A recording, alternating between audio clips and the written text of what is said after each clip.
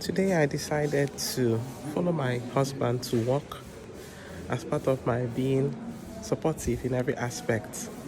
And it's for me like life coming full circle.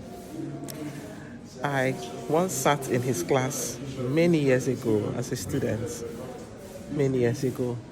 And today I am honored to sit in his class as he teaches some undergraduate medical students. I've mingled and I don't want to give off any ideas, but I'm here to support this man on World Teachers Day. Celebration continues.